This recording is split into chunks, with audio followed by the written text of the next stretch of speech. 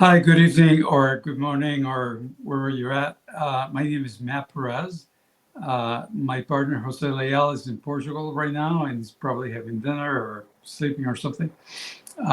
So I think I'm going to be in this one alone. And today we have our guest, Abed Baidas, and he's going to tell us about his business and then we'll try to figure out how it aligns with radical concepts and stuff like that. But we're talking a little bit in behind the scenes, and it seems like we're in the right path here. So a lot. But thank you for coming, and thank you for making time. And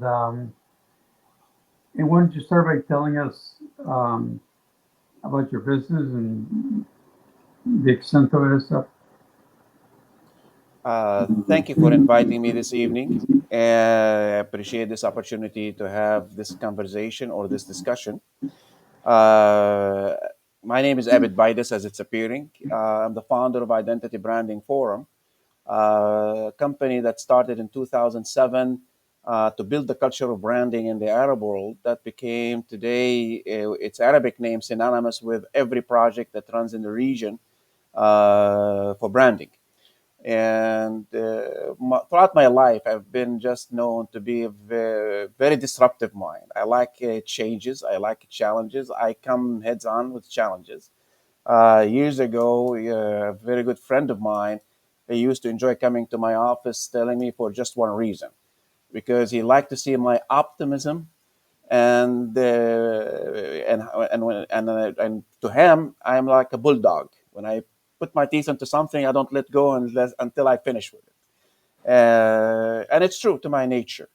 Traveled the world from the UK in '76 when I went to college to finish my A level. To the United States, to Brazil when we used to own a chicken slaughterhouse in my very early years. Samsung Company Limited, which is Samsung today, where uh, my company's agent representing us for with the tenders that's running for the National Korean Livestock Federation, the building of their livestock. So, been fortunate throughout my life with the experiences that I have been exposed to, the different cultures that I have traveled, the nature of the leaders that I've been dealing with. Just is I cannot say anything but very blessed with it.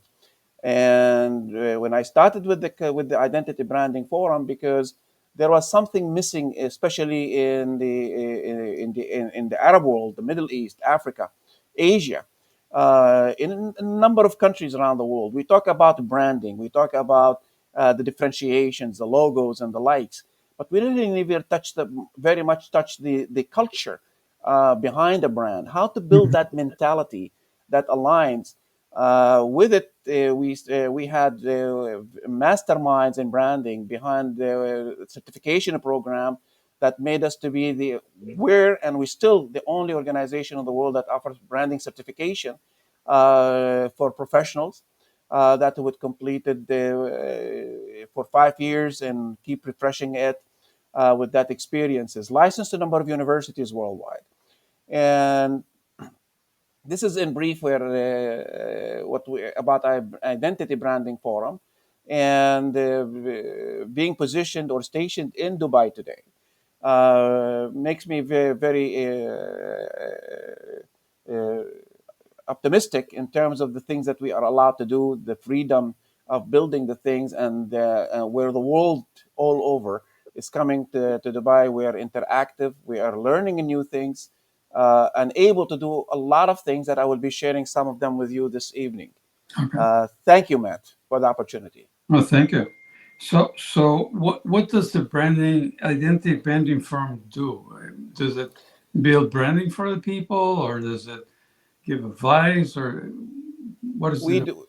Okay, we do a number of things. Identity branding, we started as a service provider for branding services to politicians, to individuals, to companies, to communities, cities, education institutions.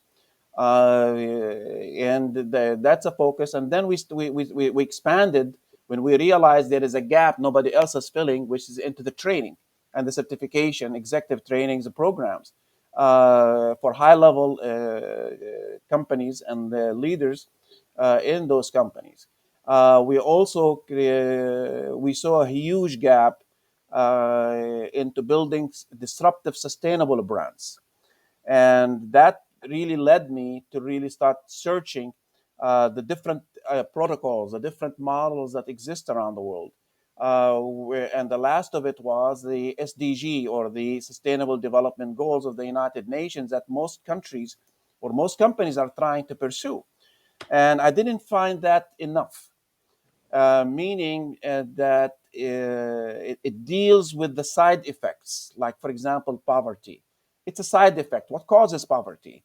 Right. It deals with the violence. Okay, that's a side effect. What causes violence? It deals with poor education, but what leads to it? Youth or kids' prosperities and the likes all over. So when you go through the 17 of them, you're looking at the causes or the side effects of the real causes, while the real causes are not addressed. So I didn't see a real value, and that's why we haven't really moved much anywhere in the world. So I started searching with that, and the basically is to found my pursuit is in a verse in the Quran, which is actually broken down individual's life cycle into four parts: weak to powerful to weak to wise, basically. And when I started creating the understanding what should an individual from birth to the 18 years old weak, being dependent on everybody, should learn how to be progressing. So we started looking at what the environment to be created for that kid before coming to life, and what Mm-hmm. happens from day 1 to 3 years, from 3 years to 8 years when they start going into society, from 8 years to 11 years. That's when they started going out to the schools and into the higher market, and then from 12 years to 18 years, and they start framing up their future and their ambition, what they're having, from 18 years to 40 years, and on. So that helped allowed me to create a sustainable human development protocol, meaning that when the person is growing, it creates a new opportunities and new demands and new needs. That's disruption. That's where I found the disruptions. And when you connect companies, our clients or our trainees, to people's lifelong journey, that's when we were able to really creating a real meaningful sustainability. So now we're providing that protocol, the training for companies for sustainability. So these are the services that we provide as an identity branding forum. So it sounds like you have a process and you have training associated with that based on this verse of the Quran. And it's really the life cycle of a person. Correct. Okay.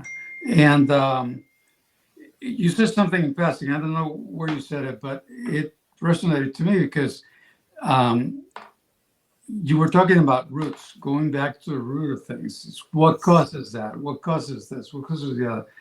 And and the reason we use the word radical in our way of describing a system, and it's a system, there may be many, is radical going back to roots, not radical as we want to kill people or anybody, Sure. although sometimes I feel like it, but um, going back to the roots. So we were talking earlier backstage on the fiat, the system we live now, we call fiat.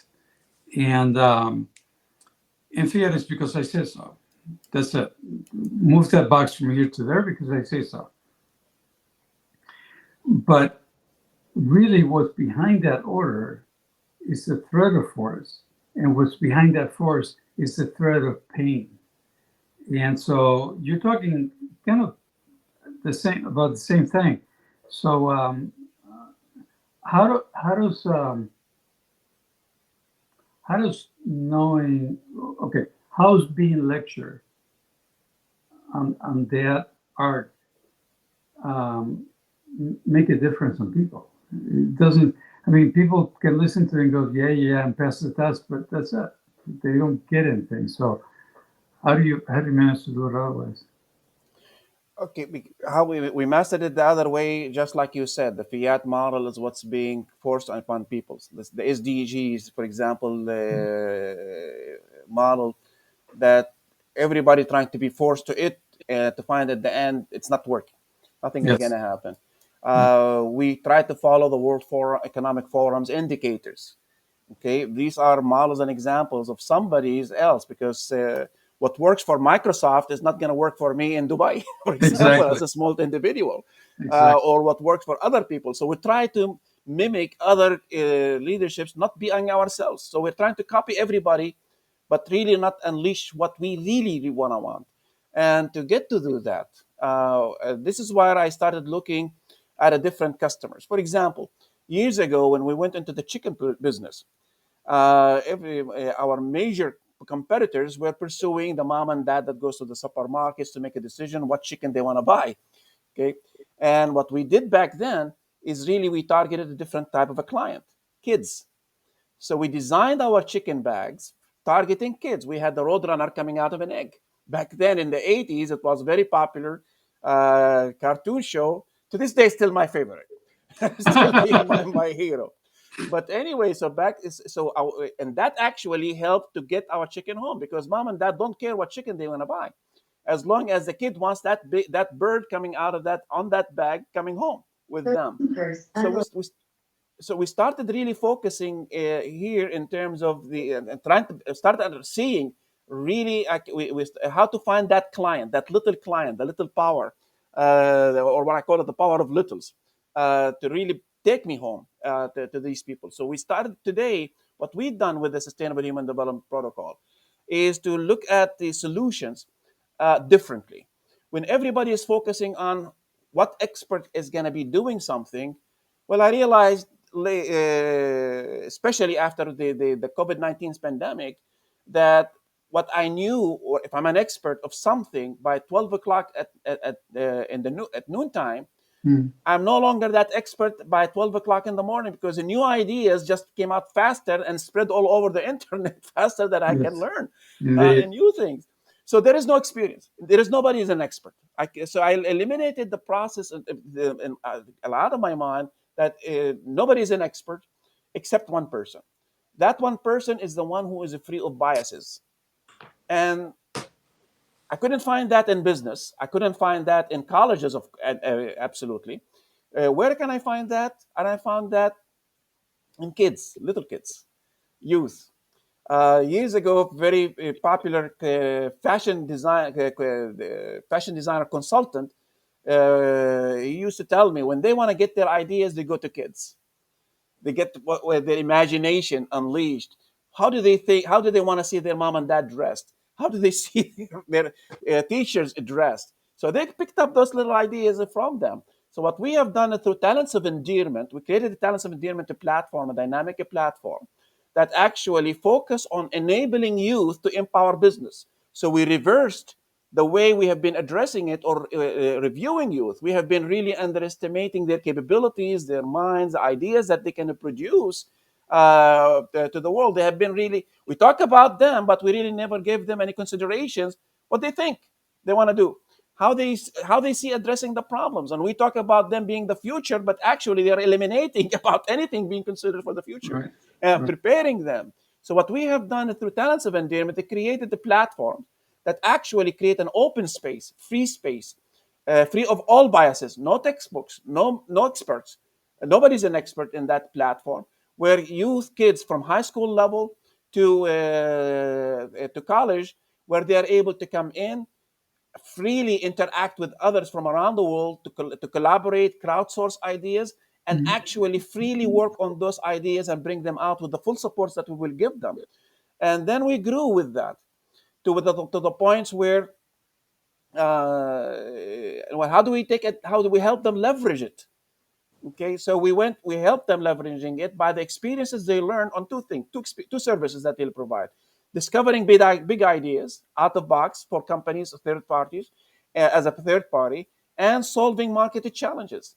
from their own perspectives, because how we help them to get connected, connected to people, to the community, to businesses, engaged with them to understand their aspirations and actually work their imaginations, finding out the ideal solutions from their own perspective, Hmm. giving them a chance to talk. So we became that platform that allows youth from all over the world to really be themselves, to think themselves, and to have that opportunity to actually make a living through another platform we created to complete the program. They So can actually become solicitor. does that Yes, go work ahead. with adults? Can you It bring works for adults adults, into the yes. platform? Okay.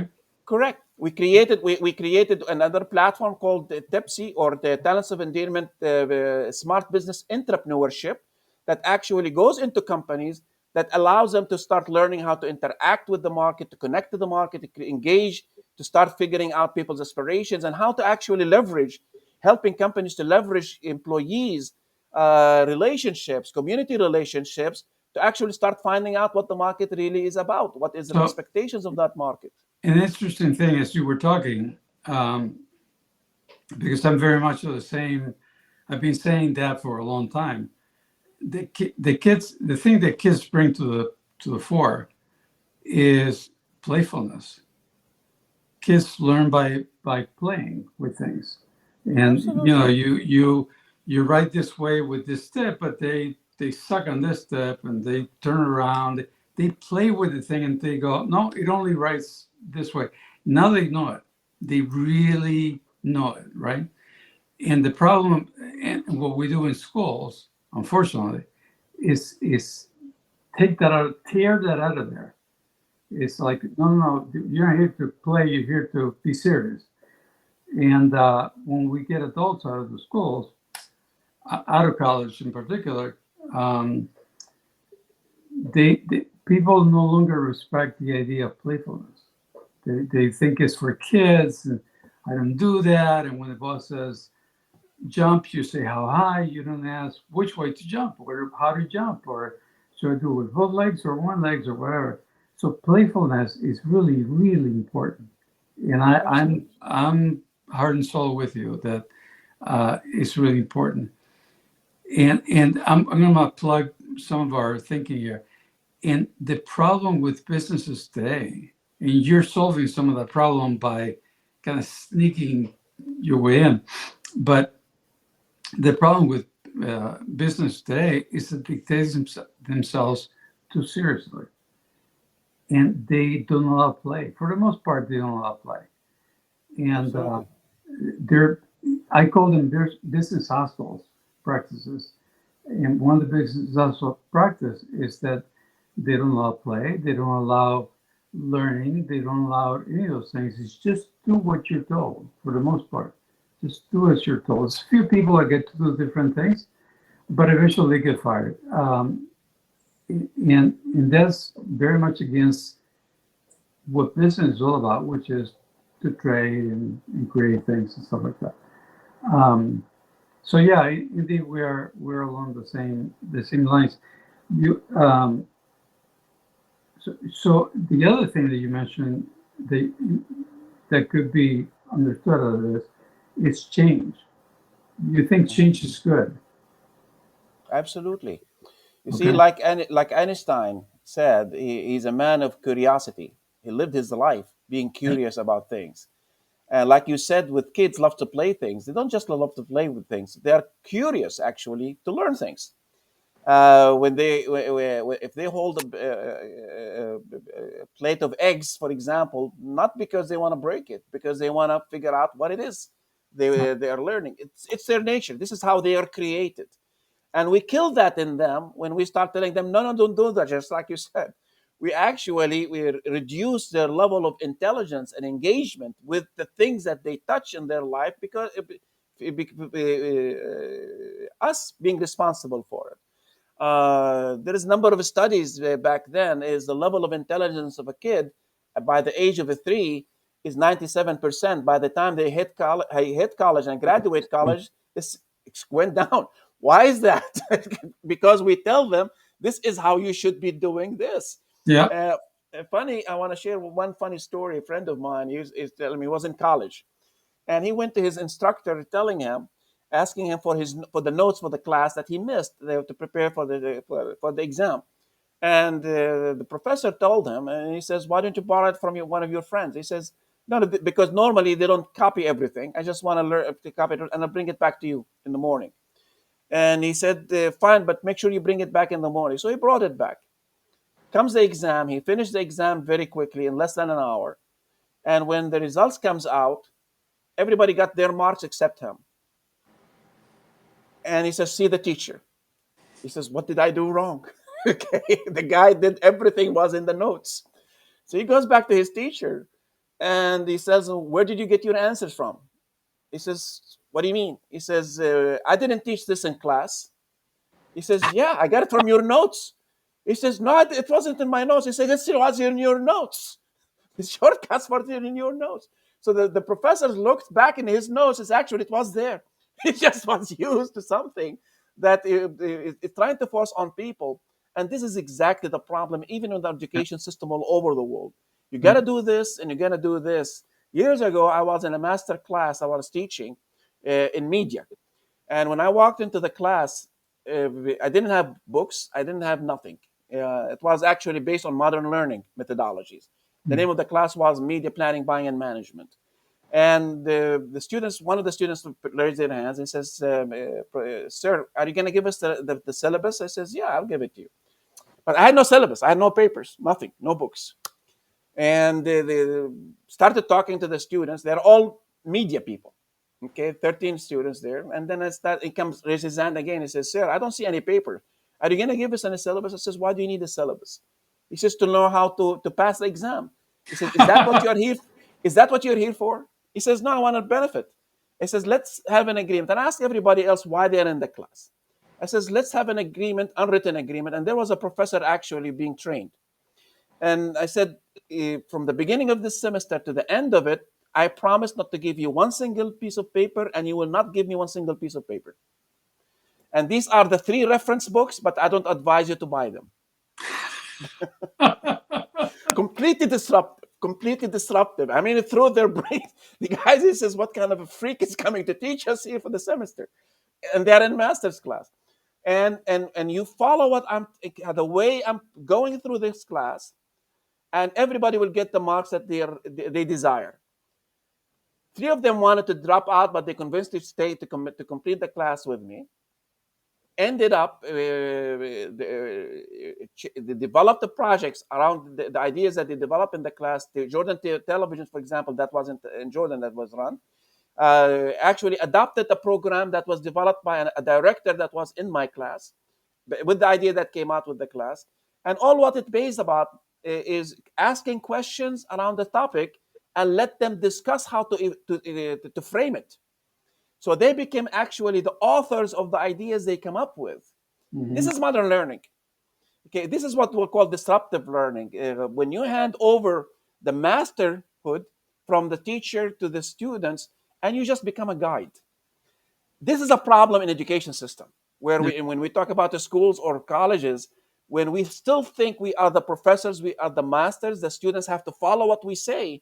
And if we start changing that, giving them a chance to be the masters of the ideas that they produce, that's when we really start change in the whole economic system, social systems, So universally.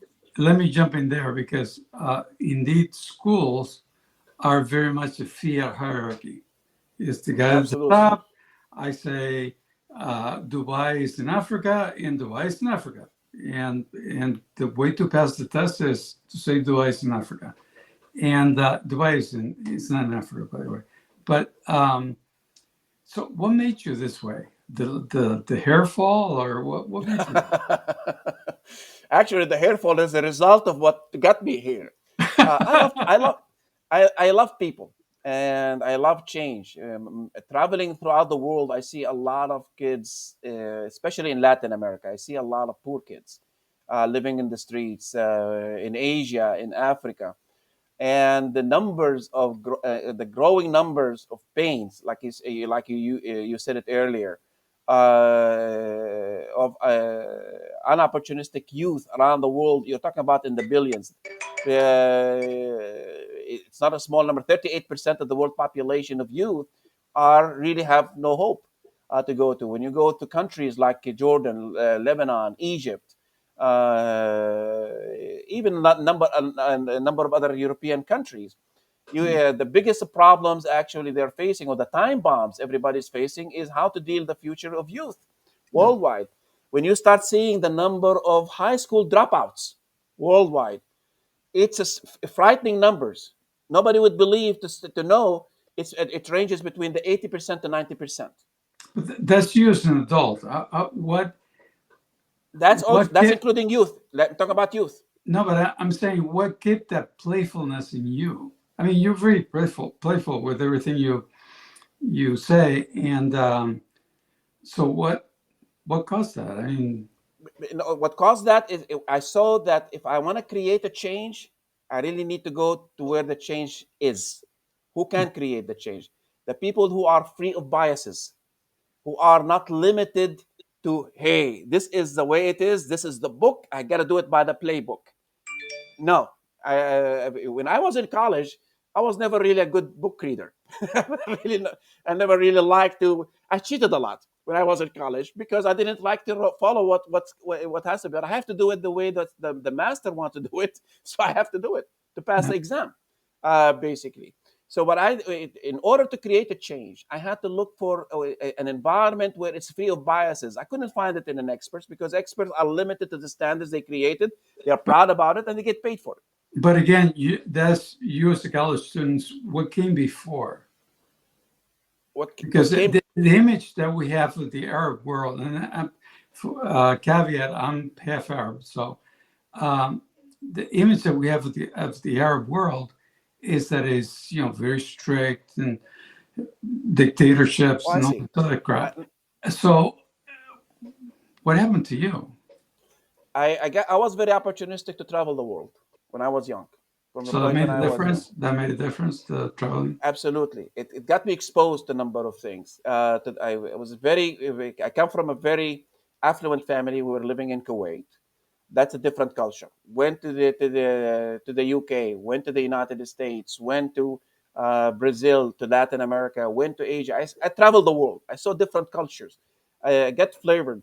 I felt the pains of the unfortunate people in those countries around the world, Hmm. especially kids. So I got more attached to the pains of the kids than adults, basically, Yeah. because kids are helpless, and yet they are very powerful, and nobody's giving them that opportunity and the chance. So what got Yeah. me closer there, because I love to help people. I love to touch the lives of people. And one story actually that stayed with me and helped maybe to frame that.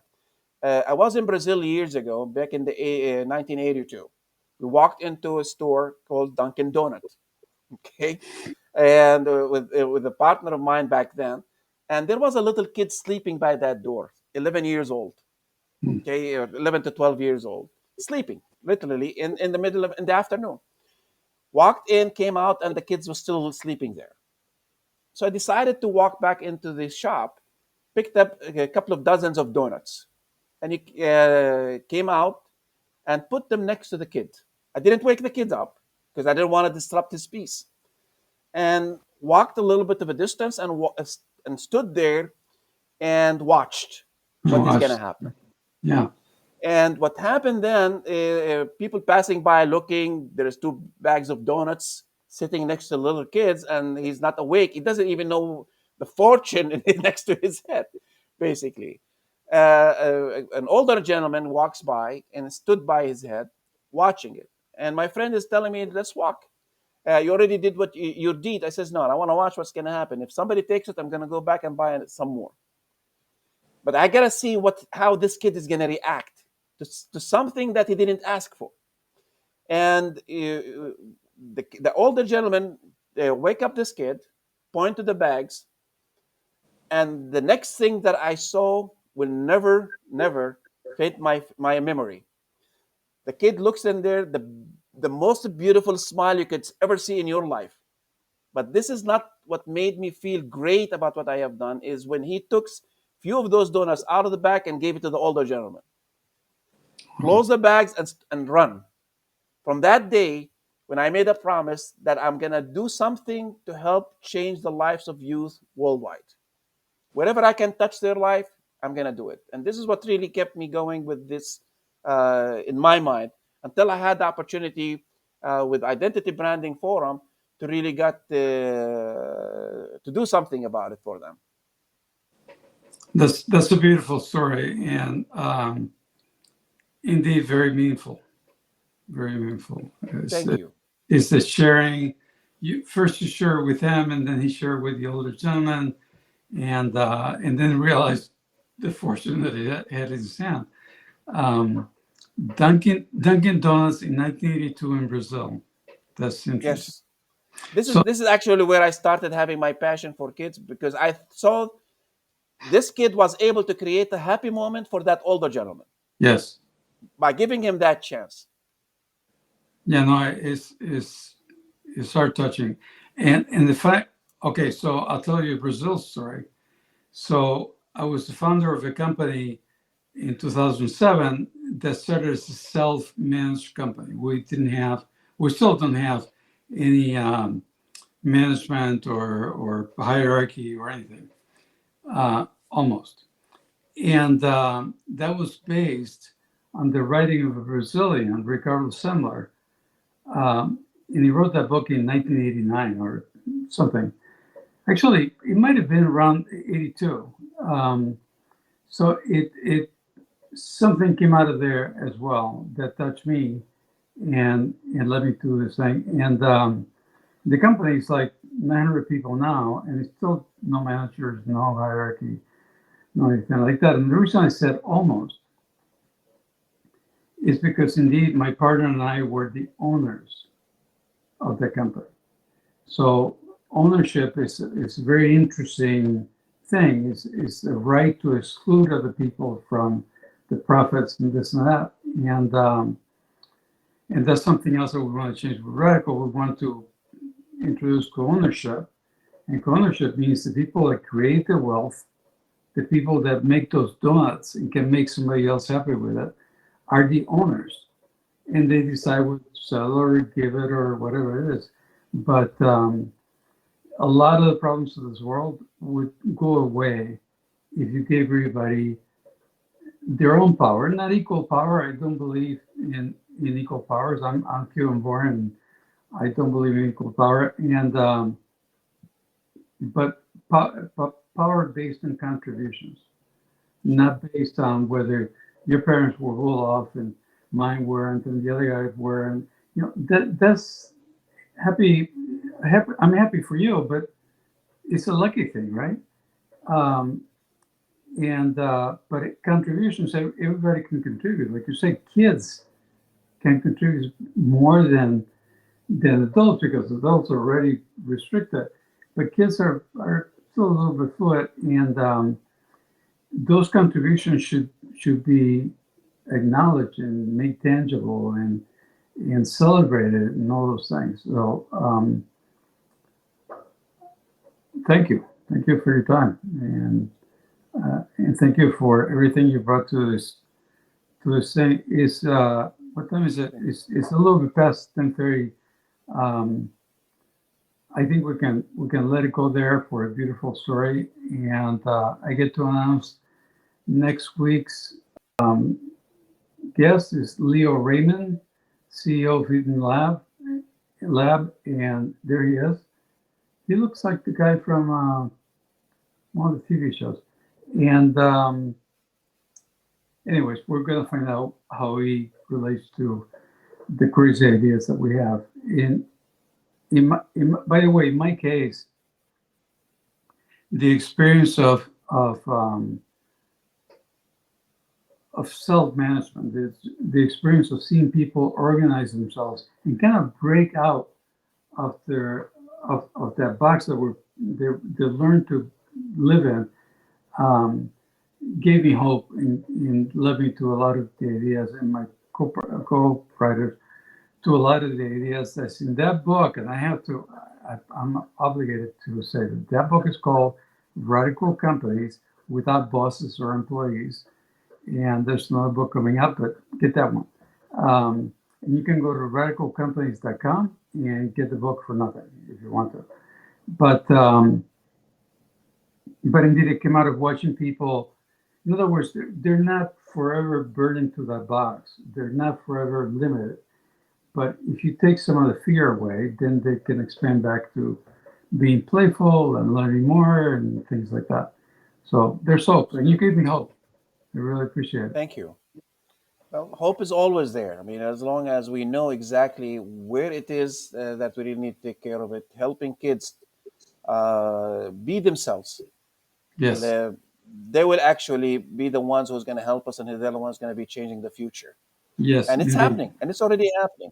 And with indeed. the limitations, with the few limited economic opportunities available to them in most big urban cities around the world, you're going to see those kids moving away to rural areas, creating their own beehives, using technologies at their disposal, because and they are much better at using them than you and I Yeah, are, to create their own economic future, to create their own economic communities.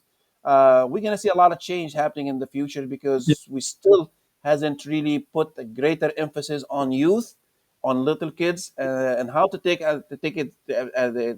advantage of the opportunities they can create for us, and we're still limiting them. They're gonna take it away from us, and they will be the one who is gonna take control of their own destiny in the future by moving away from the urban cities and rural areas, and it's already happening worldwide. yeah. And things like the playfulness and the ideas and breaking the eggs to find out what eggs are. All that stuff should be part of their.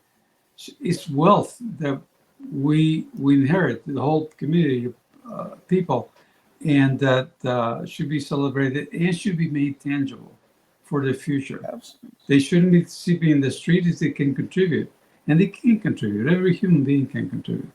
So absolutely. I'm I find myself I figure I'm lucky to meet you. Sorry. Same here. Thank you so much by bringing back a lot of good memories Yeah, yeah. that I have. Thank you so much for the opportunity, Matt. Thank you.